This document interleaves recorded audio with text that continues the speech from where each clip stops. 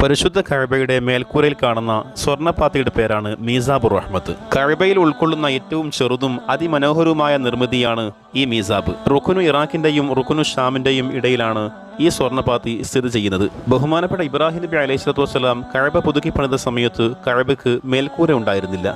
പിൽക്കാലത്ത് ഖുറൈശികൾ പുതുക്കിപ്പണിത സമയത്താണ് കഅബയ്ക്ക് മേൽക്കൂര നിർമ്മിക്കപ്പെടുന്നത്. ഖുറൈശികളാണ് കഅബയ്ക്ക് മീസാബും പണിയുന്നത്. കഅബയുടെ മുകളിലുള്ള വെള്ളം ഹിജറിലേക്ക് ഒഴുകി വരുന്ന രൂപത്തിൽ മരത്തടി കൊണ്ടായിരുന്നു ഖുറൈശികൾ മീസാബ് പണിതിട്ടുണ്ടായിരുന്നത്.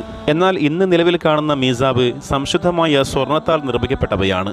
മീസാബിന്റെ മുൻഭാഗത്തായി യാ അല്ലാഹ് ബിസ്മില്ലാഹിർ റഹ്മാനിർ റഹീം എന്ന് ഉല്ലേഖനം ചെയ്തതായി കാണാൻ സാധിക്കും. മക്കി ഷെയ്ഖ് നാസർ എന്ന അതിനിപുണനായ ശില്പിയാണ് ഈ നിർമ്മിതിയുടെ പിന്നിൽ. പിന്നീട് ഫഹദ് രാജാവിന്റെ ഭരണകാലത്തും മീസാബ് പുനർനിർമ്മിക്കപ്പെടുകയായിരുന്നു. ദീർഘചതുരത്തിലുള്ള മീസാബിന്റെ അഗ്രഭാഗത്തു നിന്നും താഴോട്ടേക്ക് പതിക്കുന്ന വെള്ളം വിശുദ്ധമായി വിശ്വാസികൾ കരുതിപ്പോകുന്നു. കാണാൻ അള്ളാഹു ഭാഗ്യം നൽകി.